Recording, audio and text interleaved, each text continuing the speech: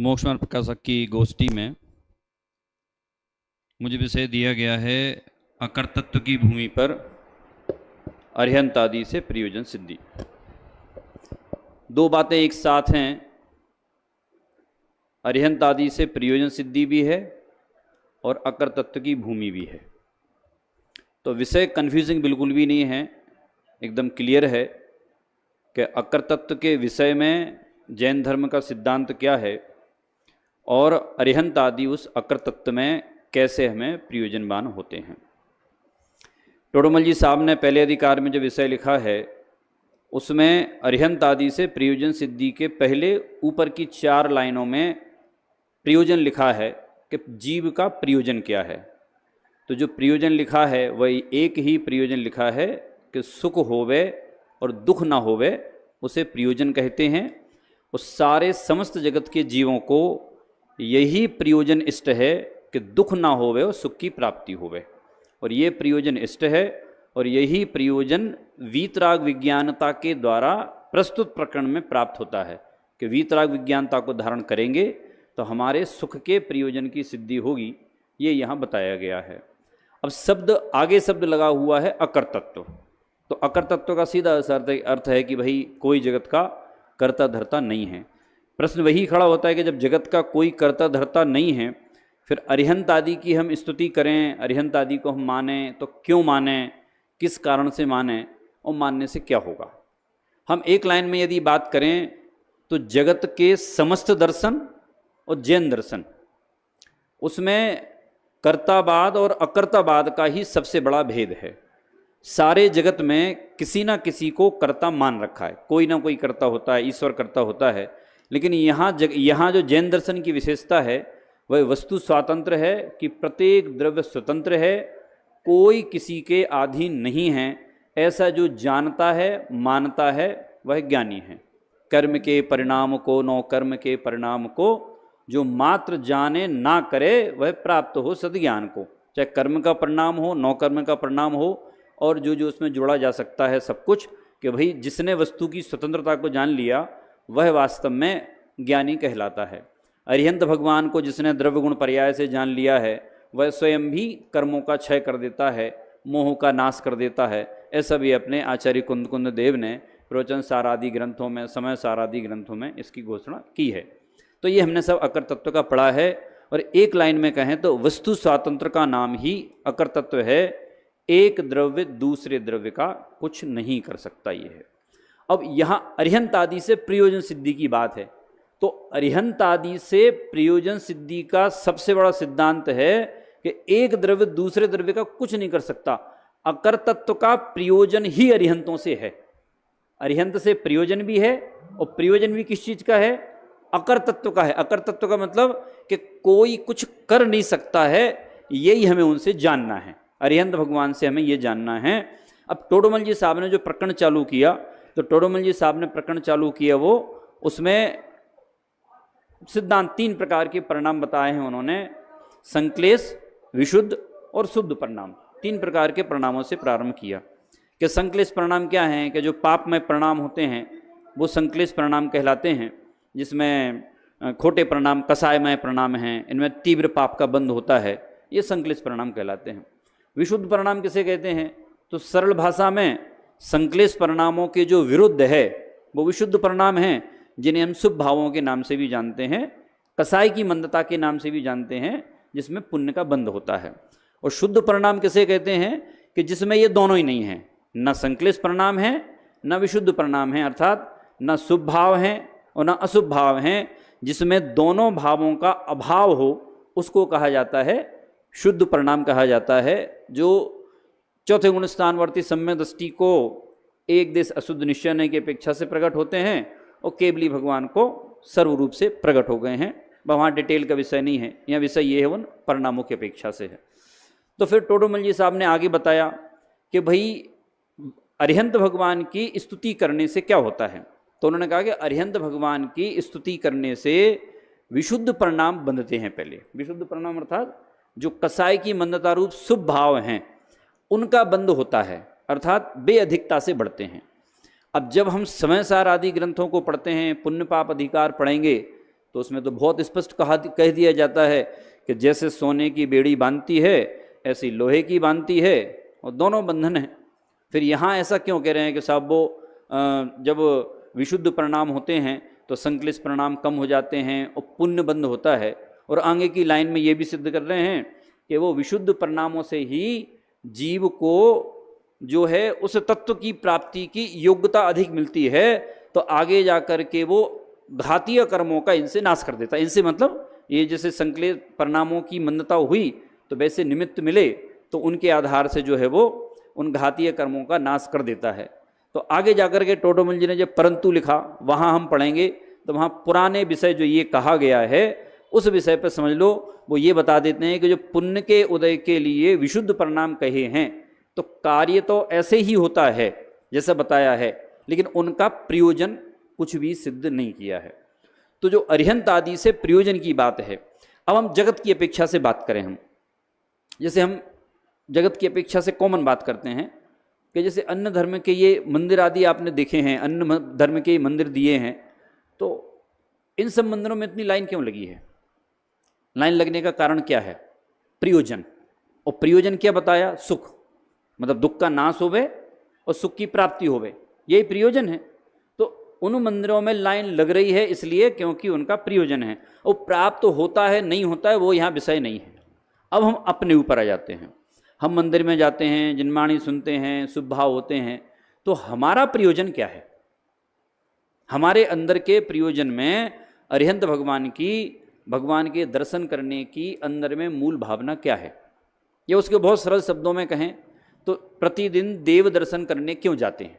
प्रतिदिन देव दर्शन क्यों करना? उनके करने की क्या आवश्यकता है?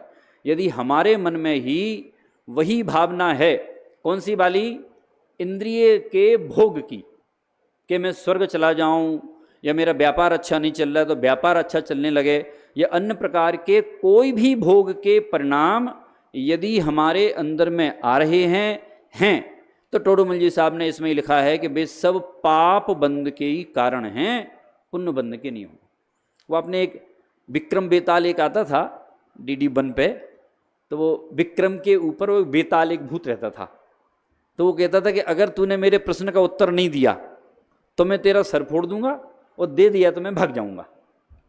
तो ऐसे ही कह रहे यहाँ, अरिहंत भगवान की भक्ति तो करना है, लेकिन अरिहंत भगवान की भक्ति इन प्रयोजनों से की, लौकिक प्रयोजन या किसी प्रयोजन से की तो पुण्य का बंध नहीं होगा, उल्टा पाप का बंध होगा। तो हम अपने ऊपर घटित करें कि हम भगवान की भक्ति करना, जिनवाणी सुनना अथवा यहाँ बैठना, इसके पीछे हमारा प्रयोजन क्या है। अगर हमारा प्रयोजन यदि अरिहंत भगवान को जान करके, उनके स्वरूप को जान करके अपने स्वयं को जानना है, तब तो वो ठीक है। लेकिन यदि हमें स्वयं को जानना नहीं है, अन्य इंद्रिय आदि की पुष्टि करना है, तो कह रहे उसमें पाप बंध होने वाला है। हम उसे और थोड़े से एक पॉइंट से बात करें कि हमारे सुख की कल्पना मोक्ष तक तो पहुंचती नहीं है, क्योंकि मोक्ष का अनुभव नहीं है, 5 इंद्रिय के भोग का अनुभव है।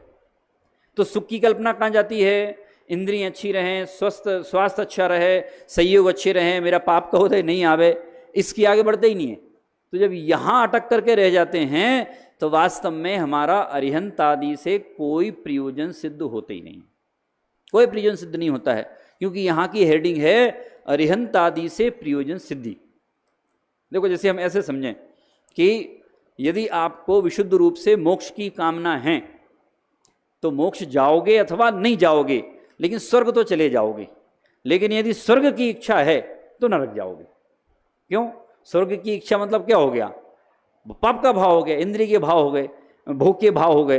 जैसे अरिहंत आदि से प्रयोजन में यदि हमें ये भावना है कि हमारे 5 इंद्रिय के भोग हमें मिलें, तो कह रहे वह पाप का भाव है, अरिहंत आदि से कोई प्रयोजन सिद्ध नहीं होगा। दूसरी बात कि हम दूसरे को कुछ भी दिखा दें और आपकी उस क्रिया की, ज्ञान की प्रशंसा भी कदाचित हो जाए, और वो हो सकता है कि आपके उपयोगात्मक विशुद्धि का सूचक हो, सही हो वो, लेकिन अंदर में आप देखना कि उसके पीछे, अरिहंत भगवान की उस स्तुति के पीछे या उनकी वाणी को मानने के पीछे आत्मकल्याण की भावना थी या कोई लौकिक भावना थी। इसलिए हमें अरिहंत आदि से प्रयोजन सिद्धि करनी है। कौन सी? दुख दूर हो और सुख की प्राप्ति हो। लेकिन वो कब होगा? जब हम उनके स्वरूप को जानेंगे। अरिहंत, तो अरिहंत शब्द कैसे बना कि भाई अरि, जिसने कर्म रूपी शत्रुओं का नाश कर दिया है, जो वीतरागी हो गए हैं, जो सर्वज्ञ हो गए हैं, वे अरिहंत कहलाते हैं। तो जिनके साथ जो रहता है और जो जैसे हैं उनको वैसा मानते हैं तो वही भी वैसे हो जाते हैं। वे वीतरागी हैं, लेकिन हम स्वयं उनको रागी माने, रागी माने मतलब कुछ लेने वाला माने, तो हम कभी वीतरागी नहीं हो सकते हैं। वीतरागी होने के लिए हमें स्वयं ही उनके जो है उनकी वीतरागता को हमें ग्रहण करना पड़ेगा, उसके बिना हमारा प्रयोजन की सिद्धि होने वाली नहीं है। तो यहाँ एक प्रश्न किया, प्रश्न क्या किया, उसके पहले थोड़ा सा विषय और बता दिया टोडरमल जी साहब ने कि साहब जो अरिहंत भगवान हैं तो उनके नमस्कार करने से ही प्रयोजन सिद्ध हो जाता है। क्या हो जाता है कि साहब कसाई की मान्यता हो जाती है, उनका स्वरूप हमें ध्यान में आ जाता है। देव दर्शन का नियम क्यों बताया? मैंने दीपक जी, एक टोडरमल जी का कोई श्रावकाचार है, मैंने पढ़ा है, टोडरमल जी के नाम से है, अप्रोक्स 25 एक पेज का होएगा, मेरे पढ़ने में आया, मेरे पास उसकी प्रति भी रखी है। तो उसमें एक बात लिखी है जिन मंदिर के विषय में, अब वो कौन से टोडरमल जी ये नहीं पता, टोडरमल जी लिखा है उस पर।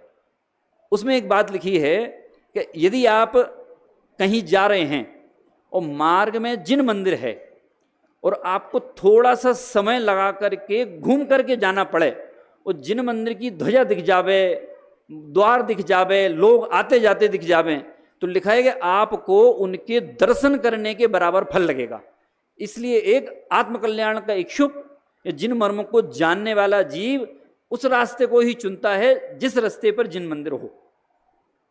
तो जिन मंदिर का ऐसा महत्व क्यों बताया कि भाई वो जिनेंद्र भगवान दिख जावे, ध्वजा दिख जावे, शिखर दिख जावे, उससे हमें अपने स्वरूप का भान होता रहे कि हमें हे भगवान आपके जैसा हमें बनना है, ऐसा भान होता रहे।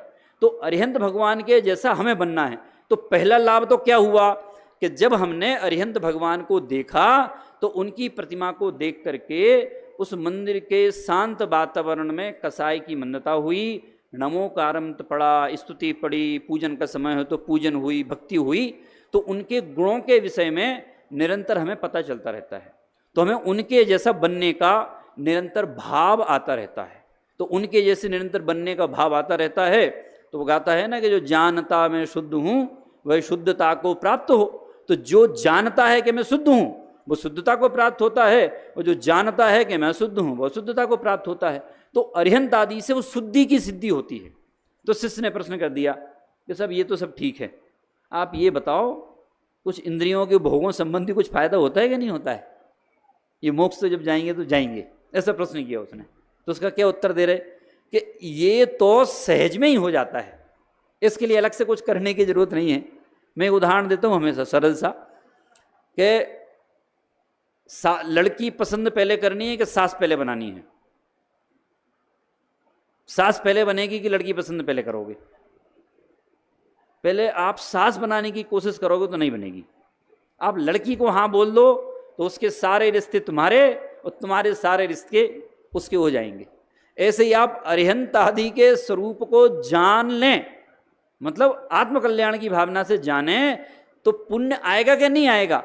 कि आप उनके स्वरूप को जानेंगे तो पुण्य कहाँ जाएगा? आपके पास ही आएगा। तो कहा कि उनको सहज में ऐसे विशुद्ध परिणामों से पुण्य का बंध तो उन्हें हो ही जाता है ना। देखो इसमें जो पंक्ति लिखी ना वो बहुत अच्छी लिखी है कि मैं आखिरी पंक्ति बताता हूँ ये कि दुख की कारणभूत सामग्री को दूर करते हैं, इस प्रकार भी इस प्रयोजन की सिद्धि उन अरिहंत आदि द्वारा होती है। मतलब लौकिक भोग मिलते हैं, लेकिन परंतु इस प्रयोजन से कुछ भी अपना हित नहीं होता। पहले तो सारा आपका महल खड़ा कर दिया वैभव सुख भोग का कि आप भगवान की भक्ति करोगे तो आपको सुख मिलेंगे, इंद्रिय भोग मिलेगा। थोड़ा इसमें लिखा नहीं है पर ऐसा जोड़ लो कि चक्रवर्ती का सुख मिलेगा, नारायण बनोगे, इंद्र पद मिलेगा, ये सब बता दिया।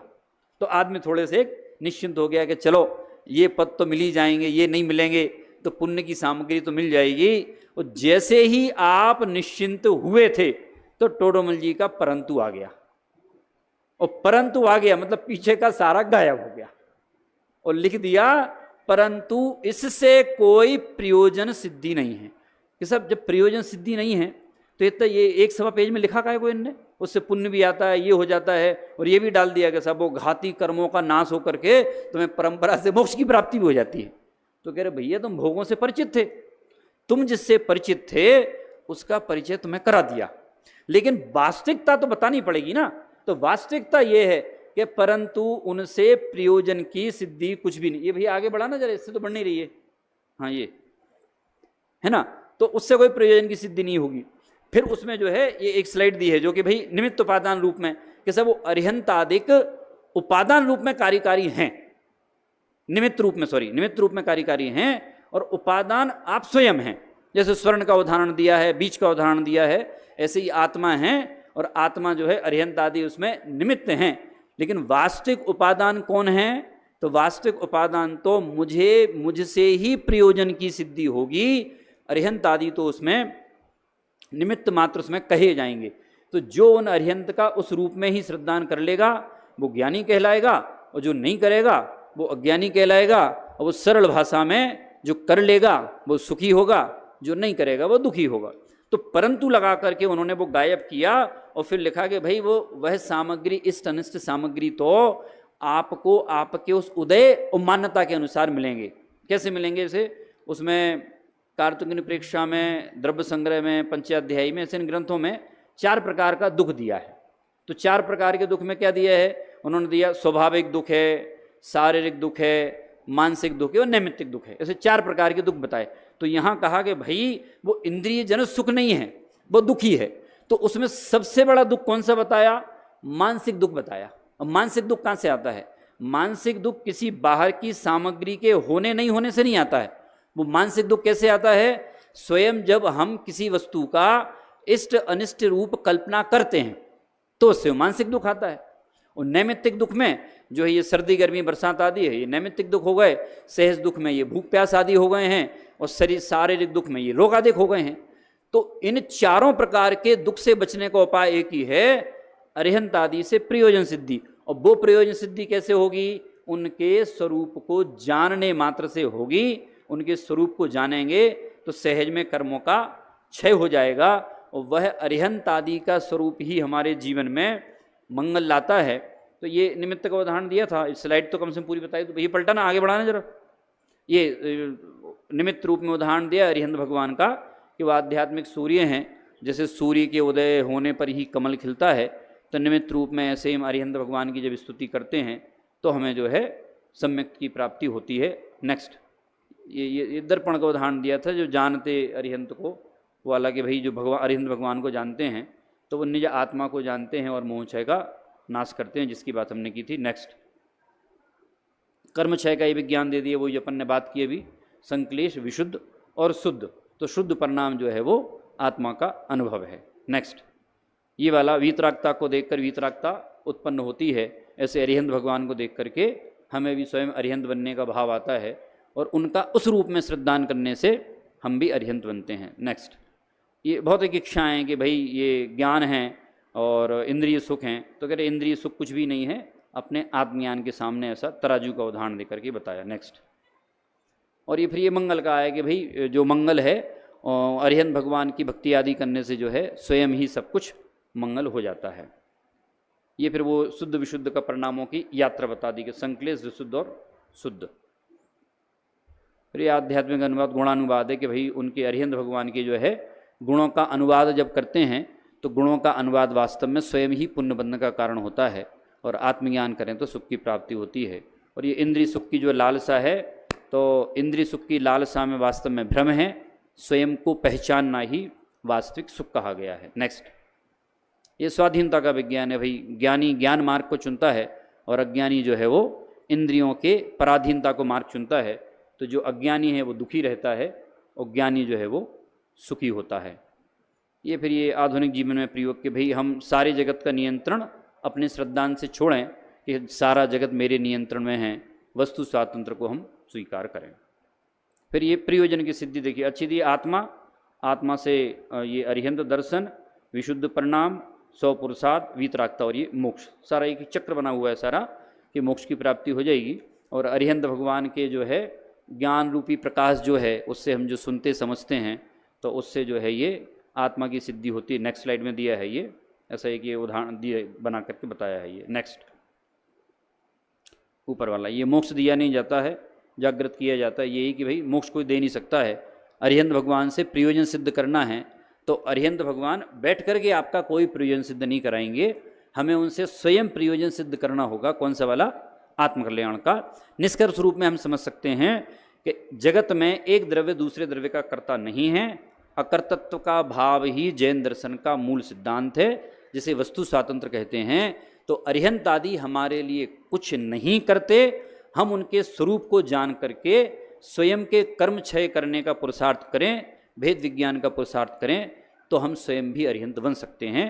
ऐसा इसका पूरा भाव है। इसी के साथ मैं अपनी बात समाप्त करता हूँ। बहुत बहुत धन्यवाद पंडित डॉक्टर गौरव जी शास्त्री इंदौर को। यदि किसी को कोई प्रश्न हो तो वो हम तक भेज सकते हैं। यदि भी किसी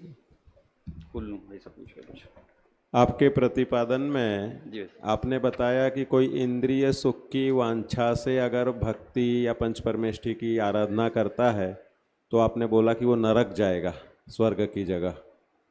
तो वास्तव में वह वांछापूर्वक भी शुभ भाव कर रहा है तो चारित्र मोह के परिणामों में तो शुभ भाव घटित होगा और मिथ्यात्व का पाप बांध रहा है, क्योंकि भगवान के स्वरूप को उल्टा मानकर इंद्रिय सुख का निमित्त मान रहा है। लेकिन उससे नरक जाना तो ये तो खुद ही चारित्र की अवस्थाओं के अनुसार मिली हुई गतियां हैं। दर्शन मोह की मिथ्यात्व की अधिकता रह करके तो ग्रेवियक तक भी जा सकता है, मतलब मुनि अवस्था हो बाहर में। तो इस रूप में देखा जाए तो इसमें अपना कुछ ऐसा लगता है कि अतिरेक हो जाता है बहुत बार हम कि निदान पूर्वक या वांछा पूर्वक भक्ति के निषेध में हम उसे दुर्गति बता रहे हैं। थोड़ा सा क्लेरिफिकेशन। चारित्र, देखो चारित्र की अपेक्षा से हम जो कहें जिसे हम विकल्प कहते हैं कि विकल्प में उसके शुभ भाव हैं, भली श्रद्धान में उसके स्वर्ग जाने का भाव है, पर एक जैसे इसमें भी लिखा है कि भाई उसके जो उनसे इंद्रिय भोग के प्रयोजन की सिद्धि हो तो उल्टा पाप भाव ही करता है वो। तो उस पाप भाव की अपेक्षा से हाँ मिथ्यात्व दर्शन भाव है, पर पाप भाव की अपेक्षा से निरंतर मुझे स्वर्ग जाना है, स्वर्ग जाना है, इसलिए परिणाम कर रहा हूँ मैं। तो एक अधिकता की अपेक्षा से कि भाई वो उनमें इंद्रिय के ही भोग खोजता है अरिहंत के प्रत्येक कार्य में, चाहे दर्शन हो पूजन हो, तो उस अपेक्षा से उसे पुण्य ज़्यादा नहीं लगेगा, पाप लगेगा। तो कदाचित वो स्वर्ग भी जा सकता है और ज़्यादा परिणाम है तो नरक ही जाएगा, उस अपेक्षा से बात की है।